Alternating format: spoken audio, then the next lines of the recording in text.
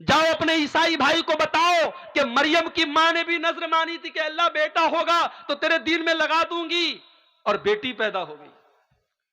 مریم کی ماں بہت اداس ہو گئی، کہنے لگی اے اللہ میں نے بیٹی کو جنم دے دیا۔ اللہ نے فرمایا وَلَيْسَ الذَّكَرُ كَالْأُنثَىٰ، اے مریم کی ماں اگر تجھے بیٹا ہوتا تو ایسا نہ ہوتا جیسی یہ بیٹی ہوئی ہے۔ اس کا نام مریم رکھا۔ اس کے بعد ماں کا انتقال ہو گیا اور مریم کی پرورش ان کے خالو حضرت زکریہ علیہ السلام کرنے لگے۔ زکریہ علیہ السلام بہت اللہ کے نیک اور متقی بندے تھے، اللہ کے پیغمبر تھے، اور دن رات وہ اللہ کے گھر میں رہا کرتے تھے، مسجد میں رہا کرتے تھے، محراب میں رہا کرتے تھے، اور اسی محراب میں حضرت مریم کی پرورش بھی کر رہے تھے۔ قرآن کہتا ہے کلما دخل علیہا زکریا المحراب وجد عندہا رزقا۔ حضرت زکریا جب مسجد میں آتے ہیں تو کیا دیکھتے ہیں؟ انار کا موسم نہیں اور مریم کے پاس انار موجود ہے، آم کا موسم نہیں آم موجود ہے، سیب کا موسم نہیں سیب موجود ہے، جس پھل کا موسم نہیں وہ پھل موجود ہے۔ قال انا لک ھذا یا مریم، کہتے ہیں مریم تیرے پاس یہ پھل کہاں سے آیا؟ قالت هو من عند اللہ، مریم کہتی ہے کہ اے خالو جان یہ پھل اللہ تعالیٰ کی طرف سے آیا ہے۔ ان اللہ یرزق من یشاء بغیر حساب، اللہ جس کو چاہتا ہے بے حساب روزی دیتا ہے۔ اے خالو جان یہ اللہ کی طرف سے آیا ہے۔ حضرت زکریا نے ہمیں سبق دیا، اگر اپنے گھر کو بچانا چاہتے ہو ذمہ دار ماں بنو، ذمہ دار باپ بنو، مگر آج کا باپ تو بے غیرت بن چکا ہے۔ جوان بیٹی کو بائک پہ باپ گھما رہا ہے، میک اپ کر کے لپسٹک لگا کر کے مسکارا چسکارا لگا کر کے اور سج دھج کر کے جوان بیٹی بائک پر باپ کے پیچھے بیٹھی ہے، بھائی کے پیچھے بہن بیٹھی ہے، پورے گاؤں کی سیر کرا رہا ہے، اور پورا گاؤں اس کی بیٹی اور اس کی بہن کے حسن کی نمائش کر رہا ہے۔ وہ باپ بے غیرت ہے، اگر اس کی بیٹی اور اس بھائی کی بہن اگر اللہ کیا گنہگار ہوگی، اللہ کی قسم وہ باپ بھی گنہگار ہوگا، وہ بھائی بھی گنہگار ہوگا۔ بڑے سخت الفاظ میں اللہ کے پیارے نبی نے فرمایا ثلاثۃ لا ينظر اللہ عز وجل الیہم یوم القیامہ، تین ایسے بد نصیب لوگ ہوں گے جن کی طرف اللہ تعالیٰ قیامت کے دن دیکھے گا بھی نہیں، ولا یکلمہم ان سے بات بھی نہیں کرے گا، ولا یزکیہم ان کو پاک اور صاف بھی نہیں کرے گا۔ نمبر ایک العاق لوالدیہ، اپنے ماں باپ کو تکلیف پہنچانے والا، اپنے ماں باپ کو دکھ دینے والا، اپنے ماں باپ کی آنکھوں میں آنسو لانے والا۔ اب یہ ہمارے مذکر صاحب شاعری پڑھ رہے تھے ماں کے اوپر، مجھے اپنی ماں کی یاد آ گئی۔ 3-4 سال پہلے میری والدہ کا انتقال ہو گیا۔ ماں بڑی انمول ہستی ہوتی ہے میرے بھائی، مگر ایک بڑی پریکٹیکل بات آپ کو بتا رہا ہوں، جب ایک انسان کی شادی ہوتی ہے زندگی میں بہت سارے ایسے موڑ آتے ہیں جب وہ سوچتا ہے کہ میں ماں اور بیوی کے درمیان میں کس کا سپورٹ کروں۔ ماں کا سپورٹ کرتا ہوں بیوی ناراض ہوتی ہے، بیوی کا سپورٹ کرتا ہوں ماں ناراض ہوتی ہے، ماں کے قدموں کے نیچے جنت ہے اور بیوی میری دنیا کو جنت بنا رہی ہے، میں کس کو چھوڑوں کس کو پکڑوں۔ ایسے موقع پر میں اپنی ماں سے کہنا چاہوں گا کہ اگر اللہ نے آج آپ کو ساس بنایا ہے اور آپ یہ چاہتی ہے کہ آپ کی بہو آپ کو اپنی ماں سمجھے، تو اللہ کی واسطے آپ بھی اپنی بہو کو بیٹی کا درجہ دیجیے۔ ہم سماج میں یہ عجیب معیار دیکھتے ہیں کہ داماد اور بہو جو کام کریں، ساس اگر بیٹی کے گھر پہنچی، بیٹی چائے بنا رہی ہے، داماد بچے کو گود میں کھلا رہا ہے، بیوی کا سپورٹ کر رہا ہے، بیوی کی مدد کر رہا ہے، تو ساس کہتی ہے ماشاءاللہ میرا داماد بڑا نیک ہے، میری بیٹی کا بڑا ساتھ دیتا ہے۔ اور وہی عورت جب گھر میں آتی ہے اور اپنے بیٹے کو دیکھتی ہے بہو کا سپورٹ کر رہا ہے، کہتی ہے میرا بیٹا تو بالکل جورو کا غلام بن چکا ہے۔ ڈبل اسٹینڈرڈ کیوں ہے؟ ڈبل معیار کیوں ہے؟ جو چیز آپ کی بہو آپ کی بیٹی اور داماد کے لیے صحیح تھی وہ آپ کی بہو اور آپ کے بیٹے کے لیے غلط کیسے ہو گئی؟ میری ماں آپ کو بھی سمجھداری سے کام لینا پڑے گا۔ گھر کو ٹوٹنے سے بچانا ہے تو ایک ماں کو یہ سوچنا پڑے گا کل میرا بیٹا کنوارا تھا، کل اس کی زندگی میں کوئی عورت نہیں تھی، کل جتنا مجھ کو سمے دیتا تھا، کل میرا جتنا خیال رکھتا تھا، اب اس کی زندگی بٹ گئی ہے، اب اس کی زندگی میں ایک عورت بیوی بن کے آئی ہے، اب وہ مجھے اتنا समय नहीं दे पाएगा, अब कुछ चीजों में मुझे कॉम्प्रोमाइज करना पड़ेगा। जब तक एक माँ ये नहीं समझेगी, माँ बेटे का रिश्ता पहले के जैसा नहीं होगा। और अगर समझदारी से काम नहीं लिया उस सास ने और उस बेटे ने, कितने घरों में हम देखते हैं कि शौहर अपनी बीवी के सपोर्ट में माँ से लड़ने लगता है, माँ को गालियां तक लोग दे देते हैं, माँ को बुरा भला भी कह देते हैं। मेरे भाइयों, एक माँ की बड़ी जिम्मेदारी होती है। अपने घर को बचाना है तो समझदारी से काम करो और आगे बढ़ो। जहन्नम की आग से घर को बचाना है, घर में नमाज का माहौल पैदा करो। मैं वो हदीस पढ़ रहा था, अल्लाह के नबी ने फरमाया कि 3 लोग ऐसे हैं जिनकी तरफ कयामत के दिन अल्लाह ताला न देखेगा न बात करेगा। नंबर 1, को लेवाली रही, अपने माँ बाप को सताने वाला। नंबर 2, वल मरअतुल मुतरज्जिला, मर्दों की नकल करने वाली औरत, मर्दों की कॉपी करने वाली औरत, जो मर्दों की तरह छोटे छोटे बाल कर ले, मर्दों की तरह टी शर्ट पहन करके घूमे, मर्दों की तरह मर्दों के कपड़े पहने, मर्दाना चाल चले, मर्दाना तरीके से बात करे, ऐसी औरत पर अल्लाह की लानत हो। और तीसरा कौन है? अद्दयूस, वो बेगैरत मर्द, वो बेगैरत बाप, वो बेगैरत शौहर, वो बेगैरत भाई, अल्लज़ी युक़िर्रु फ़ी अहलिल खुबुस, जिसके घर में बेपर्दगी हो रही है, जिसके घर में बेहयाई हो रही है और उसको कोई फर्क नहीं पड़ रहा है। इसलिए जो बाप अपनी बेटी को बेपर्दा घुमा रहा है, जो शौहर अपनी बीवी को बेपर्दा घुमा रहा है, वो अपनी जहन्नम तैयार कर रहा है, अपने आप को और अपनी फैमिली को जहन्नम की आग में लेके जा रहा है, जबकि हमारा काम अपने परिवार को जहन्नम की आग से बचाना है मेरे भाई। लेकिन यहां एक बात और समझ लीजिए, किसी किसी घर में ऐसा भी हो रहा है, घर के बाहर बड़ा पर्दा है साहब, लड़की जब भी निकलती है सर से पैर तक नकाब में निकलती है, मां भी नकाब में, बेटी भी नकाब में, बहन भी नकाब में। लेकिन घर के अंदर का माहौल बड़ा खराब है। घर के अंदर भाभी और देवर में बड़ा हंसी मजाक चल रहा है, देवर बड़ी बेहुदा और गंदी गंदी बातें भाभी से कर रहा है और भाभी कहती है अरे ये तो मेरा देवर है, मजाक में उड़ा देती है। ये याद रखना चाहिए मेरे भाइयों, देवर और भाभी का रिश्ता गैर महरम का रिश्ता है।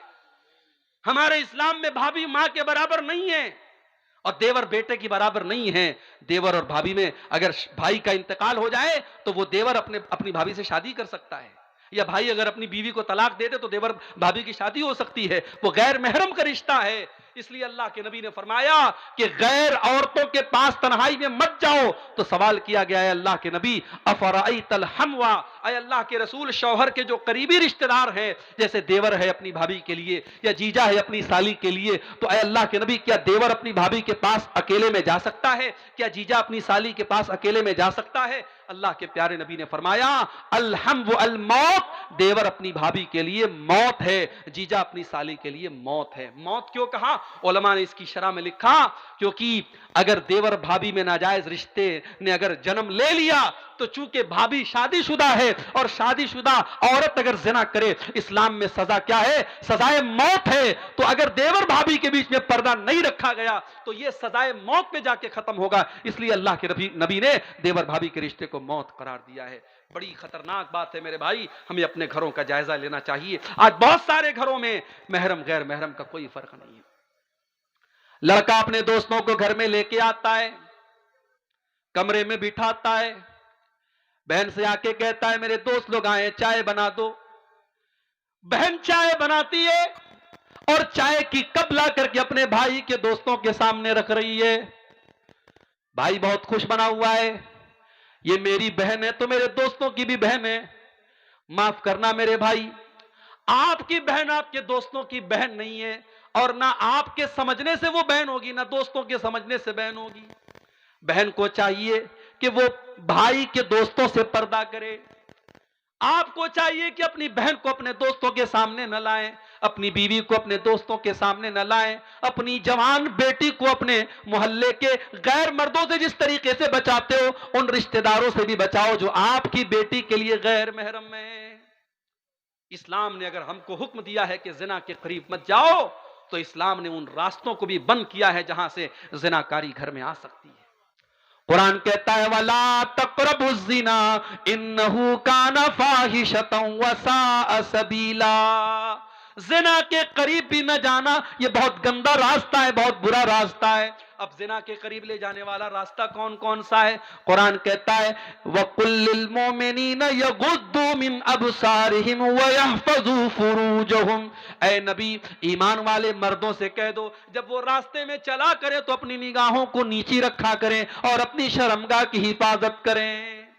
یہ بھی یاد رکھو، اگر عورت کو پردے کا حکم ہے تو مرد کو اپنی نظروں کو جھکانے کا حکم ہے۔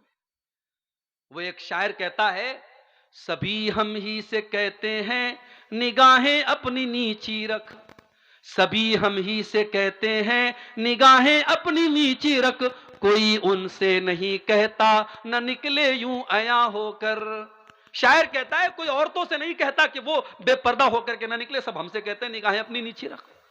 اور اکبر الہ آبادی کا بڑا مشہور شعر ہے بے پردہ نظر آئیں کل جو چند بیبیاں، اکبر زمین میں غیرت قومی سے گڑ گیا، پوچھا جو ان سے آپ کا پردہ وہ کیا ہوا، کہنے لگی کہ عقل پہ مردوں کے پڑ گیا۔ تو اگر عورتوں کو پردے کا حکم ہے تو مردوں کو اپنی نظروں کو جھکانے کا بھی حکم ہے۔ ان دونوں پر عمل ہونا ضروری ہے۔ اگر سماج میں عورت پردے میں نکلے گی اور مرد کی نظر نہیں جھکے گی تب بھی سماج میں اصلاح نہیں ہو سکتی۔ عورت کو پردے میں نکلنا ہے اور مرد کو اپنی نظر جھکا کے چلنا ہے۔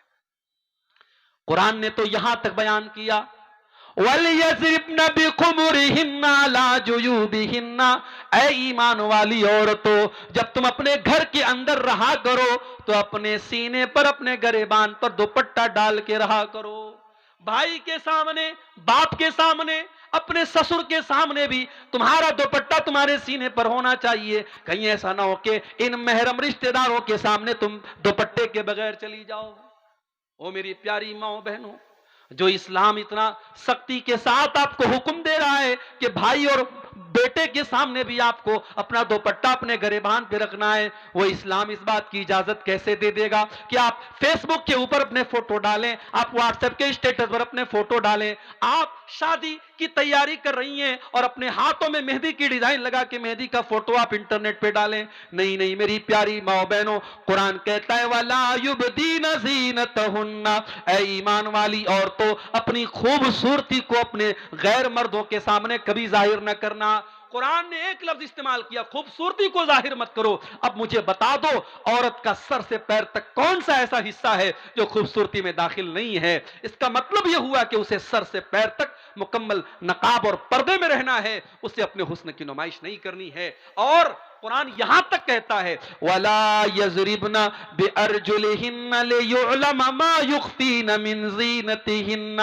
اے ایمان والی عورتوں جب تم پائل پہن کر کے اپنے گھر میں چلا کرو تو زور زور سے زمین پر پاؤں مار کے نہ چلا کرو، تمہارے پائل کی جھنکار غیر مردوں تک پہنچے یہ اسلام کو گوارا نہیں ہے۔ جو اسلام ایک عورت کے پائل کی آواز کو غیر مردوں تک جانے کی اجازت نہیں دیتا ہے، وہ اسلام اس بات کی اجازت کیسے دے گا کہ عورت اپنی خوبصورتی کی نمائش کرے؟ قرآن تو یہاں تک کہتا ہے فَلَا تَخْضَعْنَ بِالْقَوْلِ فَيَطْمَعَ الَّذِي فِي قَلْبِهِ مَرَضٌ۔ اے نبی کی عورتوں، اے نبی کی بیویوں، جب تمہیں کسی غیر مرد سے بات کرنا پڑے تو تم ایسی آواز میں بات مت کرو جس میں مٹھاس پائی جاتی ہو، جس میں نرمی پائی جاتی ہو، بلکہ تم کڑک انداز میں بات کرو۔ جیسے آج کے دور میں موبائل کا دور ہے، موبائل پر کسی رانگ نمبر سے کال آ سکتا ہے۔ اب اگر لڑکی نے تھوڑا سا مٹھاس کے ساتھ بات کر لیا، کون بول رہے ہیں، انداز میں اگر ذرا سی مٹھاس آ گئی، سامنے والے کو لگ رہا ہے کہ یہاں میری دال گل جائے گی، یہاں گرین سگنل مل رہا ہے مجھے۔ اور جہاں اس نے کڑک انداز میں بات کر لی، کون بول رہے ہیں، کس سے بات کرنی ہے آپ کو، جہاں سختی سے گھڑک کر کے بات کی، سامنے والے بیچارہ اس کا جتنا اس کا شباب، اس کا جو ہے جوش اٹھا تھا وہیں پر وہ بیٹھ جائے گا۔ قرآن کریم ایک عورت کو موبائل پر کیسے بات کرنا ہے قرآن اس کا بھی انداز بتا رہا ہے۔ فَيَطْمَعَ الَّذِي فِي قَلْبِهِ مَرَضٌ۔ جس مرد کے دل میں شہوت کی بیماری ہے وہ تمہارے بارے میں کوئی غلط خیال اپنے دل میں نہ لا سکے۔ وَقُلْنَ قَوْلًا مَعْرُوفًا۔ اور اے نبی کی عورتوں بدتمیزی نہ کرنا، گالی گلوچ سے بات نہ کرنا، بلکہ جو بھی بات کرنا ڈھنگ سے بات کرنا، لیکن انداز کڑک ہونا چاہیے غیر مرد کے سامنے۔ اسی لیے علماء پسند نہیں کرتے ہیں کہ عورت یوٹیوب پر آ کر کے تقریر کرے۔ ہمارے بعض مردوں کو بڑی اچھی لگتی ہے محترمہ فلاں کی تقریر، ہم بڑے شوق سے سنتے ہیں. ٹھیک ہے، اسلام میں منع نہیں ہے، عورت بیان کر سکتی ہے، مگر عورت کا بیان عورتوں کے درمیان ہو تو اچھا ہو. ایک جنرل پلیٹ فارم پہ جہاں مرد بھی سن رہے ہیں عورتیں بھی سن رہی ہیں، مناسب نہیں ہے. اس لیے کہ غیر محرم سے قرآن کہہ رہا ہے کہ عورت جب بات کرے کڑک انداز میں بات کرے. اس کے بعد فرمایا وَقَرْنَ فِي بُيُوتِكُنَّ، اے نبی کی بیویوں تم اپنے گھروں کے اندر عزت کے ساتھ رہا کرو. عورت اپنے گھر میں رہے، بلا ضرورت وہ نوکری نہیں کر سکتی، بلا ضرورت وہ گھر کے باہر نہیں جائے گی. ہاں بیوہ ہو گئی، شوہر کمانے والا نہیں ہے، بچوں کو پالنا ہے، جائز حد میں رہ کر، پردے میں رہ کر کے ٹیچنگ کر سکتی ہے، پڑھا سکتی ہے، کوئی جائز کام کر سکتی ہے. مگر عورت کا کام کمانا نہیں، کمانا مرد کا کام ہے، عورت کا کام گھر کو سنبھالنا ہے.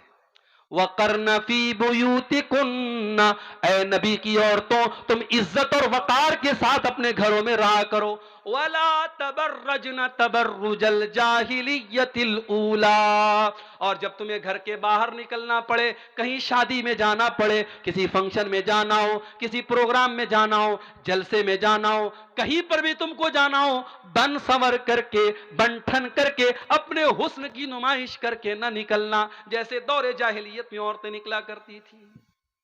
اسلام تو یہاں تک کہتا ہے اگر مسجد میں عورت کے نماز پڑھنے کا انتظام ہے، عورت مسجد میں نماز پڑھنے آ رہی ہے تو وہاں پر بھی وہ خوشبو لگا کر کے نہ آئے. اگر وہ خوشبو لگا کر کے آتی ہے، اللہ کے پیارے نبی فرماتے ہیں وہ واپس جائے اور غسل کرے، اور جب تک اپنے بدن سے خوشبو کا وہ اثر نہیں ہٹا دے گی اس کی نماز اللہ تعالیٰ کے قبول نہیں. اسلام اس معاملے میں اتنا سخت ہے میرے بھائی.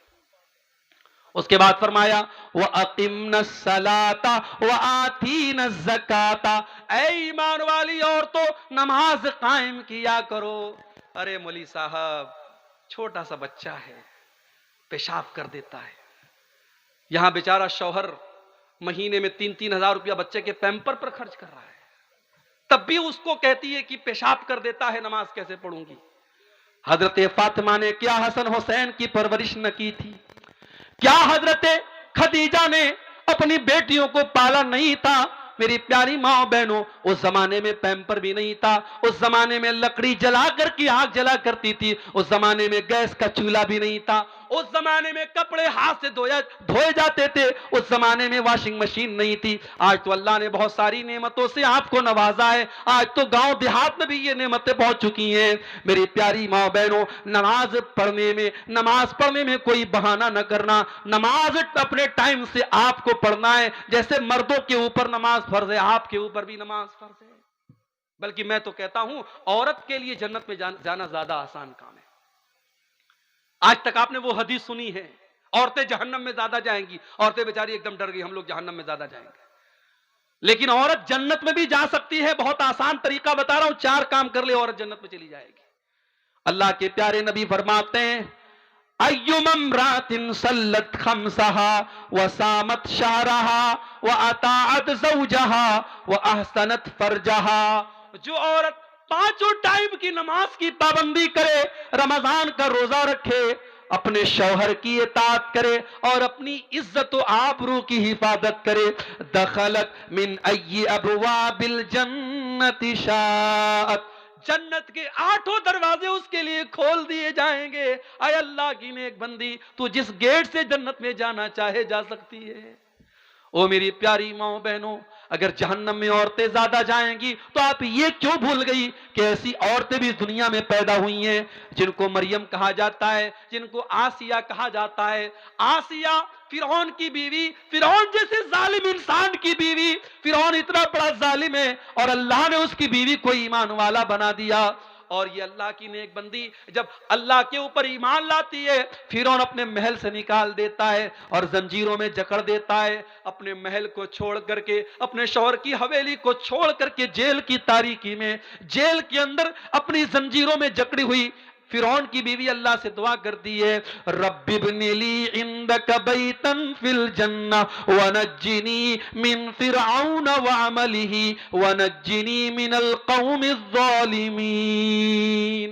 اے اللہ تیری توحید کے لیے، تیرے دین کے لیے، اے اللہ میں نے فرعون کا محل چھوڑ دیا، اے اللہ اپنی اس بندی کو تو جنت میں ایک محل عطا فرما دے، اے اللہ اس ظالم فرعون سے مجھ کو نجات دے دے. اللہ نے قیامت تک کے ایمان والوں کے لیے فرعون کی بیوی کو آئیڈیل اور نمونہ بنا دیا۔ اس کا مطلب یہ ہوا اللہ کے یہاں یہ نہیں دیکھا جائے گا کہ رشتہ کیسا تھا، اللہ کے یہ دیکھا جائے گا کردار کیسا تھا۔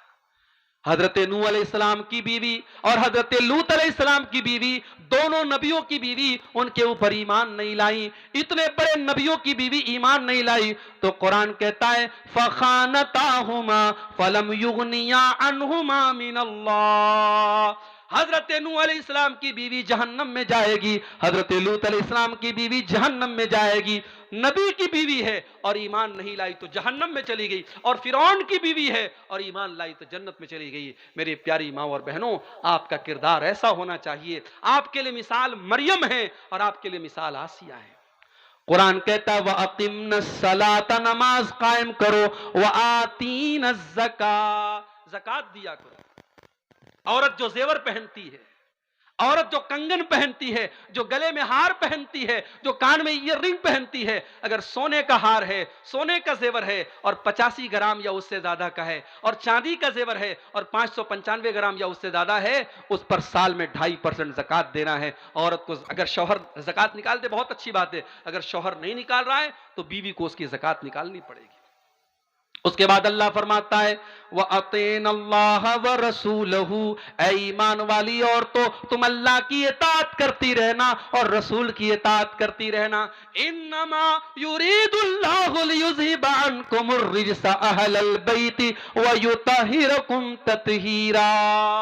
اے نبی کے گھر کی عورتوں، اللہ یہ حکم اس لیے دے رہا ہے کیونکہ اللہ تم کو ہر گندگی سے پاک اور صاف کرنا چاہتا ہے۔ اس کے بعد فرمایا وَذْكُرْنَ مَا يُتْلَى فِي بُيُوتِكُنَّ مِنْ آيَاتِ اللَّهِ وَالْحِكْمَةِ۔ اے نبی کی عورتوں، تمہارے گھروں میں قرآن و حدیث کا درس ہوتا ہے، قرآن پڑھا جاتا ہے اور حدیث پڑھی جاتی ہے، اس کو یاد کیا کرو۔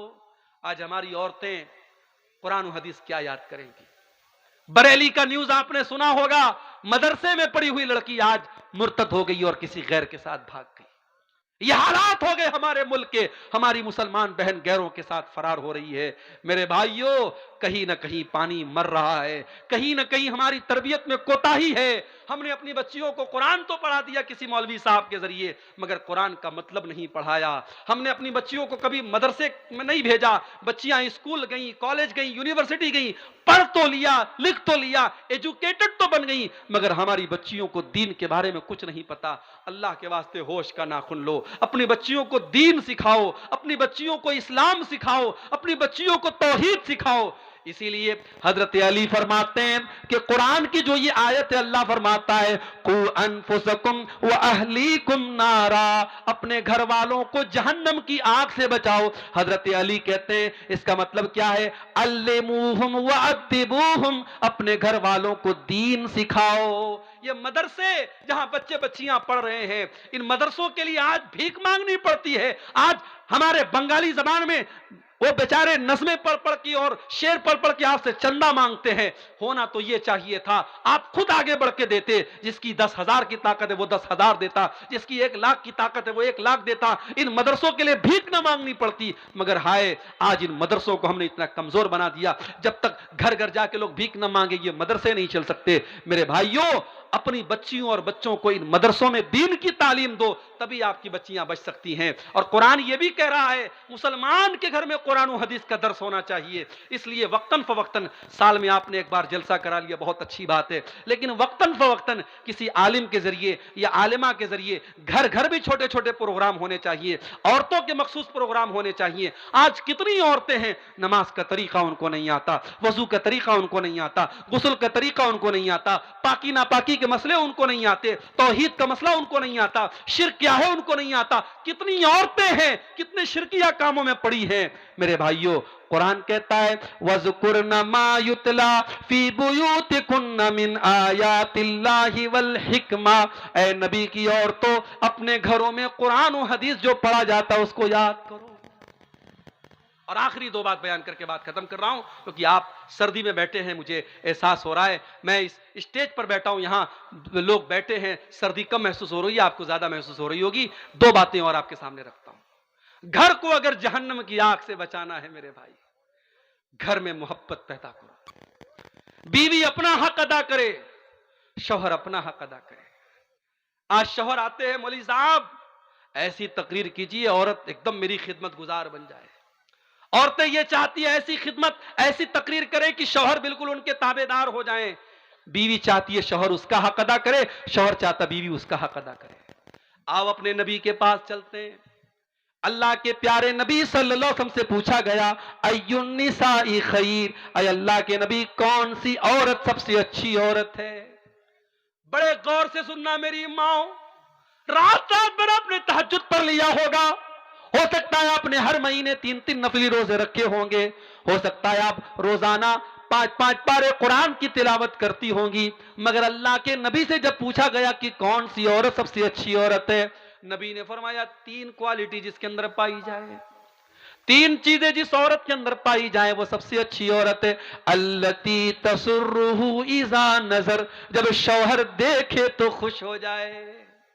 या तो उल्टी बात है, शौहर घर में आता है, बाल बिखरा है, कपड़े महक रहे हैं पसीने से, तेल की बदबू आ रही है, मसाले की बदबू आ रही है। हाँ, शादी में जाना है तो 1 घंटे वो पूरा मेकअप करेगी, पूरे चेहरे पर क्रीम पोतेगी और पाउडर लगाएगी। और आजकल तो माशाल्लाह ऐसा ऐसा मेकअप चल रहा है कि अगर औरत जो है उसके मोबाइल पर अगर वो फेस लॉक लगा ले और मेकअप करके अपने मोबाइल पर फेस वो ओपन करने की कोशिश करे तो मोबाइल कहेगा मोहतरमा कौन है आप, बच्चा नहीं पहचानेगा मां को, ऐसा मेकअप हो रहा है ब्यूटी पार्लर के अंदर। तो शौहर के लिए कोई मेकअप नहीं कर रही है, जबकि तेरे मेकअप का हकदार तेरा शौहर है। जब तुझको मालूम है मेरा शौहर रात को 10 बजे आता है, 9 बजे बैठ जा मिरर के सामने, आईने के सामने, और अपने आप को इतना सजा ले, इतना संवार ले, इतना खूबसूरत बना ले कि शौहर जब बाहर की टेंशन लेके आए और बीवी का चेहरा मुस्कुराता हुआ देखे, उसके बदन की खुशबू को महसूस करे, तो शौहर की सारी थकावट दूर हो जाए। अल्लती तसुर्रुहु इज़ा नजर, जब शौहर देखे तो खुश हो जाए। दूसरी चीज, वह तुतीउहु इज़ा अमर, जब शौहर कोई हुक्म दे तो माने। यहां तो होता हम क्यों माने, हम कोई उसकी नौकरानी है? नौकरानी की बात नहीं है। मियां बीवी का रिश्ता कोई मालिक और नौकरानी का रिश्ता नहीं है, मगर हां स्कूल में एक प्रिंसिपल होता है, एक टीचर होता है, टीचर को उसी हिसाब से पढ़ाना है जैसे प्रिंसिपल कह रहा है। अगर हर टीचर प्रिंसिपल बनेगा स्कूल बंद करना पड़ेगा। घर भी एक स्कूल है और घर का प्रिंसिपल मर्द है और औरत उसके अंडर में काम करेगी। अगर शौहर की कोई बात है तो बीवी को चाहिए कि माने उसको। अल्लाह के नबी ने तो यहां तक कहा, देखिए ये हदीसें सुन करके हमें अजीब लगता है अल्लाह के नबी ने ऐसा क्यों कहा, मगर जब हम प्रैक्टिकल समाज में देखते तो हमको लगता है कि वाकई अल्लाह के प्यारे नबी ने बड़ी सच्ची बात कही है। आपने फरमाया अगर शौहर अपनी बीवी को अपने पास बुलाए, बीवी को चाहिए अपने सारे काम छोड़ करके शौहर के पास जाए, वह इनकान तालत तन्नूर, यहां तक कि अगर वो चूल्हे पर रोटी पका रही है, चूल्हे पर है तब भी वो जाए। ये कौन सी बात हुई? बिल्कुल बात हुई। शौहर अपनी बीवी से 24 घंटे कभी भी उसको अपने पास बुला सकता है, और अगर बीवी के पास कोई शरई उज़्र नहीं है तो बीवी को जाना चाहिए। और अगर बीवी इनकार करती है, अल्लाह के नबी फरमाते हैं जिस बीवी का शौहर इस हाल में सो जाए कि बीवी को वो दावत दे और बुलाए और बीवी उसके पास जाने से इनकार कर दे, बिला कि भाई कोई मजबूरी हो, कोई बीमारी हो, कोई बात तो अलग बात है, अगर बगैर किसी उज़्र के बीवी शौहर की बात मानने से इनकार कर दे, लानतहल मलाइकतु हत्ता तुस्बिहा, तो सुबह तक फरिश्ते उस औरत पर लानत करते हैं। लेकिन यहां ये बात याद रहे कि ये मामला मियां बीवी का जो मामला है ये एक तरफा नहीं है। अगर बीवी को चाहिए कि शौहर के जज्बात का ख्याल रखे तो शौहर को भी चाहिए कि बीवी के जज्बात का ख्याल रखे। ये जोर जबरदस्ती का रिश्ता नहीं है, ये मोहब्बत का रिश्ता है, ये मानने मनवाने का रिश्ता है। और तीसरी चीज, वला तुखालिफहु फी नफ्सिहा व मालिही बिमा यकरा, बेहतरीन औरत की तीसरी निशानी कि वो औरत अपने माल, अपनी आबरू के सिलसिले में और शौहर के माल के सिलसिले में कोई ऐसा काम न करे जो शौहर को नापसंद है। शौहर की अलमारी की चाबी इसके हाथ लग गई, अब उड़ा रही है पैसा, शॉपिंग खूब कर रही है। अब शौहर ने वो पैसा किस जरूरत के तहत रखा है, शौहर को बगैर बताए उसका पैसा उड़ा रही है, गलत है ये। या शौहर ने मना कर दिया फला को घर में मत आने देना, उसको घर में आने दे रही, ये गलत है। तो शौहर की मर्जी का ख्याल रखे अपनी आबरू के सिलसिले में और अपने शौहर के माल के सिलसिले में कोई ऐसा काम ना करे। اب آ جائیے دوسری طرف، اللہ کے نبی کے پاس ایک صحابی آتے ہیں، ما حق زوجتی احدنا علی، اے اللہ کے نبی بیوی کا حق ہمارے اوپر کیا ہے؟ آج کوئی مرد مولوی سے یہ سوال نہیں کرتا، سب یہ چاہتے بیوی کو مجھے میرے ساتھ کیا کرنا چاہیے یہ بتاؤ مولوی صاحب، لیکن صحابی الٹا سوال کر رہے ہیں، ما حق زوجتی احدنا علیہ، اے اللہ کے نبی بیوی کا حق ہمارے اوپر کیا ہے؟ آپ نے فرمایا ان تطعمھا اذا طعمت، جو تم کھاؤ اپنی بیوی کو کھلاؤ۔ تم باہر کھا رہے ہو دیسی مرغا اور بیوی کو گھر میں بھات کھلا رہے ہو، تم باہر بہترین چیزیں کھا رہے ہو اور بیوی کو اس سے محروم کرو نہیں، جو تم کھاؤ بیوی کو کھلانے کی کوشش کرو۔ وَتَقْسُوَهَا إِذَا اكْتَسَيْتَ، اور جس معیار کا کپڑا تم پہنتے ہو اسی اسٹینڈرڈ اور معیار کا کپڑا اپنی بیوی کو پہناؤ۔ اگر تم مہنگے کپڑے پہنتے ہو، تم برانڈڈ کپڑے پہنتے ہو، تو بیوی کو بھی اچھا کپڑا پہناؤ۔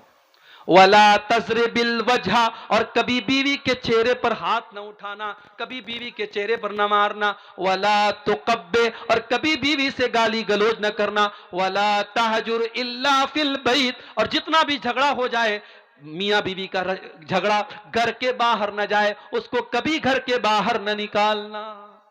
یہ بیوی کا حق ہے آپ کے اوپر۔ اور آپ ایک بات یاد رکھیے میرے بھائی، آپ ماشاءاللہ بڑے چہرے پر شرعی داڑھی ہے، ماتھے پر سجدے کا نشان ہے، پانچوں ٹائم کی نماز کے آپ پابند ہیں، رات میں تہجد بھی پڑھتے ہیں، مگر ایک چیز اگر آپ کے اندر نہیں ہے، آپ اپنی بیوی کے ساتھ اچھے شوہر نہیں ہیں، تو آپ اچھے نہیں ہیں میرے بھائی۔ اللہ کے نبی فرماتے ہیں خیرکم خیرکم لأہلہ وانا خیرکم لأہلی، تم میں سب سے بہترین انسان وہ ہے جو اپنے پریوار کے لیے، اپنے بیوی بچوں کے لیے بہترین ہو، اور میں اپنی بیوی بچوں کے لیے بہت اچھا ہوں، میں ایک اچھا شوہر بھی ہوں، میں ایک اچھا باپ بھی ہوں۔ اما عائشہ سے پوچھا گیا اللہ کے پیارے نبی جب گھر میں ہوتے تو کیا کرتے تھے؟ اما عائشہ نے فرمایا کانا یعمل فی بیتہ، اللہ کے پیارے نبی اپنے گھر میں جس طریقے سے اور مرد اپنے گھر کی عورتوں کے کاموں میں ہاتھ بٹاتے ہیں، اللہ کے نبی اپنی بیویوں کے کاموں میں ہاتھ بٹا دیا کرتے تھے۔ اپنے بہت سارے کام اللہ کے رسول خود کر لیتے تھے، بیوی کو غلام بنا کے نہیں رکھتے تھے، بیوی کو نوکرانی بنا کے نہیں رکھتے تھے۔ تو یہ بہترین شوہر کی نشانی یہ ہے کہ وہ بیوی کے جذبات کا خیال رکھے۔ اللہ کے پیارے نبی صحابہ کے ساتھ جا رہے ہیں، آپ نے صحابہ سے کہا تم لوگ تھوڑا آگے نکل جاؤ، صحابہ تھوڑا آگے نکل گئے، حضرت عائشہ آپ کے ساتھ تھیں، آپ نے فرمایا اے عائشہ چلو سناٹا ہو گیا ہے، چلو ہم دونوں دوڑتے ہیں، مقابلہ کرتے ہیں، دیکھتے ہیں کون دوڑ میں آگے نکلتا ہے۔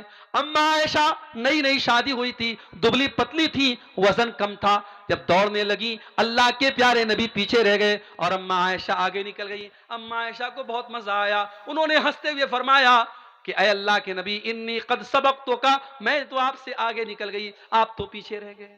اللہ کے نبی مسکرا گئے، خاموش ہو گئے، کوئی جواب نہیں دیا۔ کچھ دنوں کے بعد ایک اور سفر تھا، اس سفر میں بھی آپ نے صحابہ سے کہا تھوڑا آگے نکل جاؤ، اور اتفاق سے اس سفر میں بھی حضرت عائشہ آپ کے ساتھ تھی۔ آپ نے فرمایا عائشہ بہت دن ہو گئے، چلو ایک بار پھر ہم دونوں ریس کرتے ہیں، دوڑ کا مقابلہ کرتے ہیں، دیکھتے ہیں کون آگے نکلتا ہے۔ اما عائشہ فرماتی ہیں اب اس مرتبہ میں تھوڑی موٹی ہو گئی تھی، میرا بدن تھوڑا فربا ہو گیا تھا، میرے بدن پہ تھوڑی چربی آ گئی تھی، جب اس مرتبہ میں دوڑنے لگی تو میں پیچھے رہ گئی اور اللہ کے پیارے نبی آگے رہ گئے۔ اللہ کے نبی نے ہنستے ہوئے فرمایا حاذہ بتلکا، اے عائشہ شاید تم بھول گئی اس دن کا بدلہ آج میں نے لے لیا۔ یہ اللہ کے رسول کا واقعہ میں آپ کو بتا رہا ہوں میرے پیارے ساتھیوں، یہ سیرت النبی کا واقعہ آپ کو بتا رہا ہوں۔ اللہ کے نبی اس طریقے سے اپنی بیویوں سے ہنسی مذاق بھی کرتے تھے، ان کے جذبات۔ ایک مرتبہ مسجد نبوی میں حبشی لوگ نیزوں کا کھیل کھیل رہے تھے، حضرت عائشہ اچک اچک کے دیکھ رہی تھیں۔ اللہ کے نبی نے کہا عائشہ تم دیکھنا چاہتی ہو؟ اللہ کے نبی کھڑے ہو گئے اور حضرت عائشہ اللہ کے رسول کے کندھے پر سر رکھ کر کے اس کھیل کو دیکھنے لگیں، اور تب تک دیکھتی رہی جب تک تھک نہ گئی۔ جب تھک گئی اللہ کے نبی نے کہا عائشہ کیا بات ہے؟ کہا اللہ کے نبی اب میں اندر جاتی ہوں۔ اللہ کے پیارے نبی اس طریقے سے اپنی بیویوں کے جذبات کا خیال رکھتے تھے۔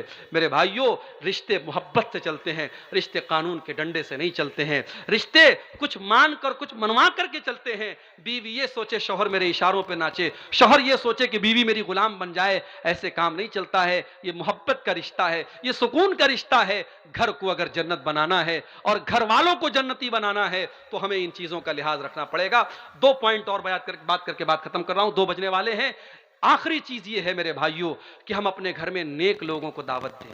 اگر ہم چاہتے ہیں ہمارے گھر والے جہنم کی آنکھ سے بچیں اور ہمارے گھر والے نیک بنیں, تو نیک لوگوں کو آپ گھر میں دعوت دیں, علماء کو دعوت دیں, صالحین کو دعوت دیں. آپ کے دسترخوان پہ نیک لوگ بیٹھیں گے, کھانا کھائیں گے, آپ کے بچے ادب سیکھیں گے, آپ کے بچے اسلام سیکھیں گے, آپ کے بچے ایمان سیکھیں گے. حضرت نوح علیہ السلام اللہ سے دعا کرتے ہیں, ربی اغفر لی ولوالدی ولمن دخل بیتی مؤمنا وللمؤمنین والمؤمنات. اے اللہ مجھے بھی بخش دے, میرے ماں باپ کو بھی بخش دے, اور اے اللہ جو ایمان والا میرے گھر میں داخل ہو تو اس کو بھی بخش دے. پتہ یہ چلا کہ حضرت نوح علیہ السلام اپنے گھر میں ایمان والوں کو دعوت دیتے تھے. آپ اپنے گھر میں شرابیوں کو بلا کے کھانا کھلا رہے ہیں, زانیوں کو بلا کر کے اپنے دسترخوان پہ دعوت دے رہے ہیں, اس سے گھر میں برکت نہیں آئے گی. نیک اور صالح لوگوں کو آپ دعوت دیجئے. اور آخری چیز یہ ہے میرے بھائیوں کہ آپ جو ہے دعا کیجئے. اگر آپ کو لگتا ہے کہ آپ کے گھر میں کوئی برائی ہے, آپ کا بچہ غلط راستے پر چل رہا ہے, آپ کی بیوی اللہ کی نافرمان ہے, آپ اس کی اصلاح کی کوشش کیجئے اور اللہ سے دعا کیجئے. 2 دعائیں میں سکھا رہا ہوں, اس کو یاد کر لیجئے. پہلی دعا آپ کو قرآن کے 19ویں پارے میں ملے گی. 19ویں پارے میں سورہ فرقان کے آخر میں آپ کو یہ دعا ملے گی. اللہ کے نیک بندے یہ دعا اللہ سے کرتے ہیں, ربنا ہب لنا من ازواجنا وذریاتنا قرۃ اعین واجعلنا للمتقین اماما. اے اللہ ہمارے بیوی بچوں کو ہماری آنکھوں کی ٹھنڈک بنا دے, اور اے اللہ ہمیں تو متقیوں کا امام بنا دے. آپ کی بیوی بچے آپ کی آنکھوں کی ٹھنڈک کب بنیں گے؟ جب آپ کی بیوی آپ کو نماز کے لیے اٹھائے گی. فجر کی 5 بجے اذان ہو رہی ہے, اذان کی آواز آپ کے کانوں میں جا رہی ہے, اور آپ کمبل اوڑھ کے لیٹے ہیں, اور بیوی آپ کو جھجوڑ کر کے اٹھاتی ہے, اٹھیے جائیے نماز پڑھیے. آپ کو سگریٹ پیتا ہوا دیکھ کر کے آپ کی بیوی ٹوک رہی ہے. یہ چندے آ رہے ہیں, اللہ تعالیٰ ان کو قبول کرے, مجھے نام نہیں پتا کس نے تعاون کیا ہے, اللہ قبول کرے. میں یہ کہہ رہا ہوں میرے بھائیوں کہ آپ کی بیوی اور بچے جب اللہ کے فرما بردار بنیں گے تب آپ کی آنکھوں کی ٹھنڈک بنیں گے. ایمان والے یہ دعا کرتے کہ اے اللہ ہمارے بیوی بچوں کو ہماری آنکھوں کی ٹھنڈک بنا دے. وَجْعَلْنَا لِلْمُتَّقِينَ إِمَامًا, اور اے اللہ ہمیں تو متقیوں کا امام بنا دے, اتنا نیک بنا دے, دنیا مثال دے. متقی لوگ ایسے ہوتے ہیں, نیک لوگ ایسے ہوتے ہیں. ایک دعا آپ یہ یاد کر لیجئے, اور دوسری دعا جو ہمارے باپ ابراہیم علیہ السلام نے دعا کی تھی اس دعا کو یاد کر لیجئے. رب اغفر لی, حضرت ابراہیم نے دعا کی, رب اجعلنی مقیم الصلاۃ ومن ذریتی ربنا وتقبل دعا. اے اللہ مجھے بھی نماز کا پابند بنا دے اور میرے بچوں کو بھی نماز کا پابند بنا دے. اے اللہ میری دعا کو قبول کر لے. اپنے بچوں کے لیے دعا کیا کرو میرے بھائی, اپنی اولاد کے لیے دعا کیا کرو, اپنی اولاد کے عقیدے کے لیے دعا کیا کرو کہ اے اللہ مرتے دم تک میرے بچوں کو توحید پہ رکھنا. ابراہیم علیہ السلام یہ بھی دعا کرتے ہیں, رب انہن اضللن کثیرا من الناس. اے اللہ ان بتوں کی وجہ سے بہت سارے ہلاک ہو گئے. وجنبنی وبنی ان نعبد الاصنام. اے اللہ تو مجھے اور میرے بچوں کو تو بتوں سے بچانا, میرے بچوں کو تو شرک سے بچانا. اپنی اولاد کی جیسے دنیا کی فکر کرتے ہو میرے بھائی, اپنی اولاد کی آخرت کی فکر کیا کرو. جب بھی دعا کے لیے اللہ کے سامنے ہاتھ اٹھایا کرو, اپنی اولاد کے لیے اپنی فیملی کے لیے بھی دعا کیا کرو. یہ چند باتیں گھروں کی اصلاح کے تعلق سے میں نے رکھی ہیں. امید کرتا ہوں کچھ باتیں کچھ تلخ بھی آ گئی, کچھ کڑوی بھی آ گئی. پہلی مرتبہ آپ کے علاقے میں آیا ہوں.